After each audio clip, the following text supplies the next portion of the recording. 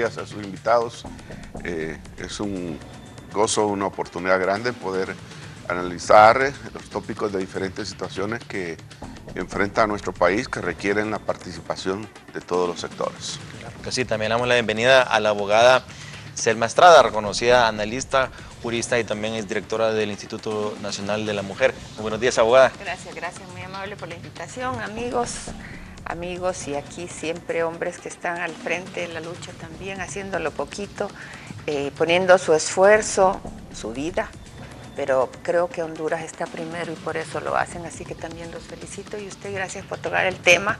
No es agradable el tema porque los resultados siempre son iguales, pero siempre que esté haciendo hincapié en el tema. Gracias. Y también le damos la bienvenida al abogado José Antonio Ávila. Él es fundador de la barra de abogados anticorrupción, también reconocido analista y jurista del país. Buenos días, abogado. Buenos días y buenos días aquí a los colegas. Muy agradecido por su invitación. Muchas gracias. Pastor, recientemente el fin de semana, pues en el marco del Día de la Lucha contra la Corrupción, hubo diversas manifestaciones en el país. Se ve que la sociedad civil está preocupada por este tema, pero por ejemplo el tema de seguridad ha puesto en evidencia los grandes niveles de corrupción que hay en todos los estratos, desde el nivel más alto hasta el más bajo, en seguridad y en muchos otros lugares. Estados Unidos, tenemos aquí una publicación, dice: la corrupción e impunidad son serios problemas de Honduras. ¿Cómo considera esto, reverendo? Bueno, yo creo que esto no es de extrañar. Ya sabemos lo que está sucediendo. Lo que en el país hace falta es que la aplicación de la ley.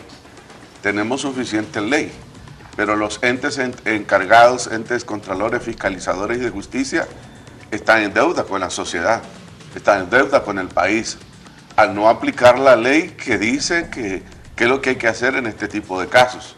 Entendemos que la corrupción, ya se ha hablado mucho de la corrupción, más bien exaltamos a la corrupción.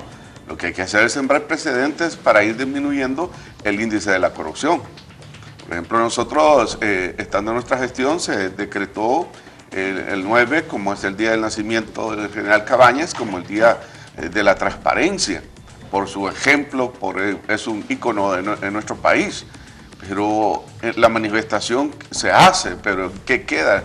Debe haber un llamado de atención a aquellos que ejercen la justicia, que ejecutan la justicia, que cumplan. Este es un país de muchas leyes, pero que no se aplica esta ley, que se aplica cuando conviene, cuando no conviene no se aplica. Entonces es urgente y necesario saber que aún Estados Unidos lo dicen, afuera lo dicen, el informe de transparencia del Consejo Nacional Anticorrupción del año pasado lo dice, las encuestas lo dicen, pero ¿qué hacemos? La situación es esa, ¿qué hacer? ¿Qué hacer? Yo creo que es algo que hay, con el perdón de los televidentes y los amigos invitados que están aquí, hay una generación que ya se partió, creció y es como una parte cultural la corrupción, en el cual el ciudadano está pensando no como ir a servir a un cargo público, sino más bien cómo agenciarse, cómo asegurar su vida y su futuro, la vida de él y de su familia. Entonces vamos hacia el comienzo, entonces tenemos que ir a la familia. La familia tiene un problema. La familia habla de Dios, dice que teme a Dios, pero muchas veces está incrustada en el hecho de que decimos, pero hacemos otras cosas. Entonces vemos que la familia está desintegrada, está dividida, se ha apartado de Dios. Entonces cuando el proverbista dice en el Salmo 1.7 que el principio de la sabiduría es el temor a Dios, no hay temor de Dios. Si hay temor de Dios, tengo temor de tomar lo que no es mío. Pero si vemos una sociedad en la cual se ríen, pues. Sí. Se ríen y se les da reconocimiento a este tipo de gente. Y hay una aceptación social que eso preocupa. Exacto. Ponemos la otra imagen, este es en el tema de educación. En la educación hay red de corrupción. Bueno, esto es algo que es un secreto a voces prácticamente. Lo único es que ahora por primera vez el ministro de Educación lo está exponiendo. Los resultados son evidentes. Recientemente salió publicado un informe y se ve que en Centroamérica Honduras es el único país que ha tenido una involución. De 1991 ahorita es el único país que ha reducido. Abogada, estas instituciones, el Consejo Nacional Anticorrupción, el Tribunal Superior de Cuentas, el Instituto de Acceso a la Información Pública, son las llamadas a tener una lucha frontal contra la corrupción. ¿Cómo considera usted el desempeño de estas instituciones y qué se puede mejorar? Tenemos el sistema y las leyes, pero ¿qué pasa que tenemos la corrupción creciente? Bueno, yo creo que el tema de la institucionalidad se ha perdido. No se fortalece. Creo que uno de los errores que han tenido los gobiernos anteriores y el actual es no respetar, no fortalecer las instituciones que ha creado para hacer este acto de lucha contra la corrupción. Me refiero al Tribunal Superior de Cuentas. El Tribunal Superior de Cuentas nace con una conjunción que se hace de probidad administrativa, que era una institución que velaba por la investigación de enriquecimiento ilícito. Es una investigación de manera preventiva, pero si usted la coloca como se colocó, por falta de educación, los congresistas la juntaron nuevamente porque había traído una historia, la separaban, la juntaban y terminaron volviéndola a juntar. Un error, para mí fue un error terrible, puesto que el Tribunal Superior de Cuentas es una institución que dice la Constitución que es a posteriori. ¿Qué ha pasado entonces? Dejar hacer, dejar pasar y hasta después venimos a averiguar. ¿Ve? Me salió como en verso, ¿verdad? Entonces, esta corrupción ha sido galopante porque desde el fondo de la administración pública, conformada por hombres y mujeres políticos de diferente índole, han permitido y se formaron en esa línea de corrupción, y hace que a la hora esas entidades no hayan funcionado, porque si hubiese funcionado el Tribunal Superior de Cuentas, la misma Contraloría en aquel tiempo, apretando, valga la expresión, a los administradores. ¿Dónde está el problema? Está en los administradores de cada institución del Estado. Entonces, al no hacer unas investigaciones in situ, en el momento, de manera preventiva, yo creo mucho en lo preventivo, en tema de educación, y además en el tema de la acción. Pero si uno deja a posteriori que termine, que vaque del cargo para poder empezar a hacer una investigación, ¿de qué sirve? Sí, el dinero ya se lo robaron. Si lo que va a recuperar en todo caso será miseria, porque a quien van a tocar van a ser a la gente, a los regidores, a los alcaldes, que bueno, pero a los regidores, y por ahí se pierde. Pero ¿dónde está algún ministro o ministra que esté sometido a la justicia? No hay nada, porque entonces esa acción a posteriori hace que se vayan acumulando los casos. La institución, y hablo de fortalecimiento, no se ha fortalecido, no se da capacitación a las auditorías, y estas auditorías a la hora de la hora hacen un trabajo y lo hacen mal hecho, como pasó algo con, no sé, con unos maestros. Al final queda en nada, y son unos pocos los que estamos sometidos a los reparos o las acciones que haga en determinado momento. Luego tiene que ver también la forma como son elegidos. Parece mentira, pero sí hay incidencia. De ser una institución que era manejada por una sola persona, se convirtió el Tribunal Superior de Cuentas en una institución política. Partido Nacional, Partido Liberal, Democracia Cristiana, creo que así está el asunto. Desde ese momento, desde esa visión vinculada a la política, no puede hacerse absolutamente nada. ¿Por qué? Porque él va a ir a cuidar lo que pertenece al Partido Liberal, a la Democracia Cristiana o al Partido Nacional. Y a la hora de tomar decisiones, ¿por qué no dejamos por un lado a esta persona? ¿Por qué no dejamos un lado a la otra persona? Entonces, se ha perdido esa y no quiero darles excusa, porque yo creo que cuando a uno lo nombran en un cargo, uno debe de velar por cumplir la ley. Y en conclusión, no han trabajado de manera conjunta estas instituciones. Sí. No se puede trabajar en contra de la corrupción individualmente, porque lo destrozan a uno. Él tiene una experiencia después de salir del CNA, del CNA, uno tiene una experiencia, porque cuando no hay una cabeza, no hay una política, y podrá estar escrita y firmada y presentada ante el público, pero si el presidente de la República no asume esa batuta con toda la fuerza, y ordenando, poniendo a disposición a sus gentes que sabe que han cometido actos de corrupción, entonces no estamos dando un buen ejemplo. Sí, eso es lo que percibe la población. Sinceramente, nos tardamos mucho. Aquí tenemos, por ejemplo, la opinión de corrupción en el gobierno. Si me quitan el sentido, por favor, para ver un poquito los datos abajo. Vemos que tenemos en comparación octubre de 2011 en verde, enero de 2012 en amarillo y mayo de 2012 en rojo. ¿Hay corrupción en el gobierno? Hay más. Dice para mayo el 53%, o sea, más de la mitad de la población, o por lo menos las personas encuestadas, más de la mitad, dicen que hay más corrupción. Esto es en comparación a otro gobierno, entonces consideran que este gobierno tiene aún más corrupción. Al no dar resultados o hacer investigaciones muy tardío, pasa lo que estaba pasando, abogados Antonio Ávila. El Colegio de Abogados, por ejemplo, para muestra un botón. Nosotros los abogados somos los llamados a respetar las leyes, conocemos las leyes, debemos de ser un colegio que dé el ejemplo, pero el recién nombrado presidente del Colegio de Abogados, Roy Urtecho, reveló la semana pasada que según los primeros hallazgos de una auditoría general forense, en el Colegio de Abogados no existe liquidez en sus arcas, no hay dinero. Y pasa lo que ha pasado como en educación y en otros escándalos, que cuando ya se empieza una investigación, la evidencia desaparece o es quemada o es borrada de los aparatos electrónicos, y eso evita que realmente se lleve a las personas a la justicia y se les deduzca ya sea una responsabilidad penal o administrativa de esos hechos de corrupción, y todo queda más que un escándalo. Pero ¿nos puede comentar un poco sobre estos temas, abogado? Sí, Marvin, yo quiero manifestarle que comparto plenamente lo expresado por el pastor Canales y por la abogada Selma Estrada. Referente al Colegio de Abogados, es deplorable, pues hombre, la situación que nos encontramos. Tan es así, ¿verdad?, que se había manifestado que no habían fondos para pagar a los jubilados, a los pensionados ya, que la situación era bastante difícil y que había pues un desfase económico en el Colegio de Abogados producto de la malversación de fondos que ha habido. ¿Ya? Decía el abogado Urtecho que hay un faltante como de 107 millones de lempiras.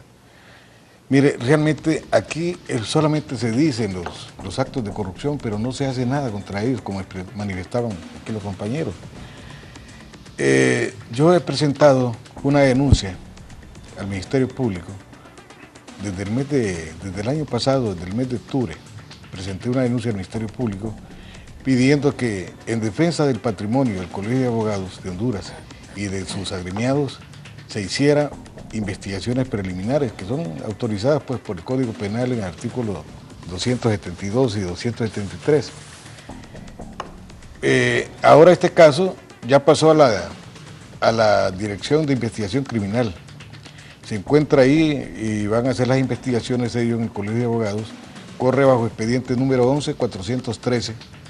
El día de antier me aboqué, pues el día de ayer me aboqué aquí a la Dirección de Investigación Criminal y me expresaban de que van a nombrar pues unos agentes especializados en eso, a efecto de comprobar que han malversado los fondos del Colegio de Abogados de Honduras. Pero lo malo, como le manifestaba en un principio, es que aquí todo queda así. Solo es bulla durante una semana, después queda todo olvidado. En mi condición de miembro del Colegio de Abogados, yo no estoy en esas condiciones, ¿verdad? Yo voy a continuar la lucha para que estos señores, si es verdad que han hecho, que no se duda, ¿verdad?, que han hecho mal manejo de los fondos del Colegio de Abogados, sean puestos a la orden de los tribunales de justicia. Yo quisiera aprovechar, Marvin, este momento para decir lo siguiente. Mire, en nuestro país se nombran un montón de comisiones, Comisión de la Verdad, Comisión de Seguridad, en fin. Una comisión en el colegio también. Sí, no se ve ningún resultado. Por ejemplo, vea usted que ahorita la Comisión de la Verdad manifestó que había que pedir pues la institución del señor Henry Salgado, que es un fiscal de la corrupción. Pero, contra la corrupción. Sí, contra la corrupción. Y resulta de que esta comisión también de seguridad está pidiendo lo mismo. Me da la impresión que la Comisión de la Verdad pues ignoraba pues muchos ordenamientos jurídicos que existen en nuestro país. Y esta comisión de seguridad está incurriendo en lo mismo. Por ejemplo, se quiere destituir al señor Henry Salgado, cuando el artículo 8, el artículo 17 y el artículo 24 y 28 de la ley del Ministerio Público establece que la dirección y las órdenes van a emanar del fiscal general de la República, ¿verdad? Entonces, ¿por qué motivo quieren destituir al señor Henry Salgado? Está bien que lo destituyan, pero tienen que, la que ha trabajado mal ahí, a mi juicio, a mi criterio, es el fiscal general. Es contra él con quien se debe proceder indudablemente. Pero esta comisión de seguridad está necia pidiendo la destitución del señor Henry Salgado. Yo le mandé pues un mensaje a los señores estos, al abogado Víctor Mesa, al abogado Omar Casco. Bueno, no es abogado. Pues, y al abogado Matías Funes, un gran intelectual, no se dude la capacidad de Matías y de la honradez. Le mandé pues un mensaje en el sentido ese, de que si en verdad querían aplicar la ley, que dieran cumplimiento a la misma, dando estricta aplicación a esos artículos que menciono de la ley del Ministerio Público, porque no podemos olvidar que nuestro Código Civil en su artículo 17 dice que a la ley no se le puede dar otra interpretación que la que literalmente nace de sus propios términos. Sí, y es lo que vemos a veces cuando no hay una política clara y la sociedad exige resultados de inmediatos. Los políticos pues ya tratan de sobreponerse al derecho. Ya hemos escuchado, por ejemplo, el presidente del Congreso hablar de que si está en conflicto las leyes con la justicia, que ellos hay que aplicar la justicia, olvidarse de las leyes. Frases así que es cuando vemos de que realmente que se están sobrepasando las leyes, y eso es el principal problema que hay en el país. Tenemos aquí algunas gráficas para que nos comente también el reverendo Osvaldo Canales. Esto es del informe del Consejo Nacional Anticorrupción, que recientemente lo publicó. Evalúa pues a los poderes del Estado o con la opinión pública. Se le hacen consultas de cuáles son los resultados, cuáles son la problemática del país, y vemos que los resultados son preocupantes, porque prácticamente ninguno de los tres poderes sale bien evaluado y refleja pues un decaimiento de la confiabilidad que hay entre las instituciones del Estado. Entonces, a ver si me tienen listas ahí los gráficos para comentar un poco esta situación que se está dando. Es importante que tanto el Poder Legislativo como el Ejecutivo y el Judicial retomen la confianza. Es algo como lo que está pasando con la policía, que ya prácticamente la sociedad no confía ya en la policía. Pero, abogado, y esta es una institución que pueden ¿cómo caerse. puede usted ahora confiar en un Poder Legislativo que de repente deberían de nombrarlo de ministro, ya no de presidente del Poder Legislativo, sino ministro de lo que usted quiera, para que tenga también el título del Ejecutivo? ¿Qué hace un presidente de un Congreso inaugurando unas carreteras? ¿Qué hace un presidente de un Congreso con un montón de señoras ayudándoles porque les puso, no sé, para hacer tortillas? Porque no les compró estufas eléctricas, porque no les compró estufas eléctricas, no que siempre teniendo el concepto de que la mujer tiene que estar en la cocina dándole dura a la tortilla. ¿Qué hace un presidente de un Congreso agarrando 2 millones a través de finanzas para comprar una copa que se la ganó el Club Olimpia? Estoy a favor de que hay que apoyar, pero que apoyen con su dinero, no apoyen con fondos, donde nuestros niños y escuelas se están muriendo de hambre porque no hay esto, porque no hay lo otro.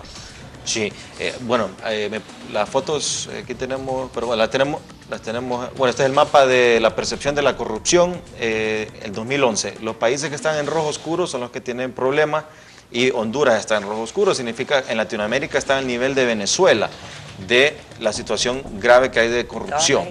Estados Unidos, para el caso, Escandinavia, Australia, son países que gozan, Canadá es los que goza pues bajos niveles de corrupción. Pero me ponen aquí la gráfica, por favor. Dice percepción de la población sobre qué tanta confianza tienen en los diputados en Honduras. Y tenemos, a ver, me la están haciendo un poco más grande, aumentando la imagen, y vemos que más del 50% no tiene confianza en el Congreso Nacional. Me pone la siguiente, por favor. Esta es la percepción de que el presidente, de que el Poder Ejecutivo ayuda a resolver los conflictos de Honduras. Más del 60% dice que no ayuda a resolver los problemas de Honduras. Nos pone la siguiente, por favor. percepción de que tanta corrupción hay en el poder legislativo de Honduras. 50% dicen que hay bastante corrupción en Honduras. Ya vamos a ir mencionando, también hay una que nos mencionó la abogada Selma Estrada,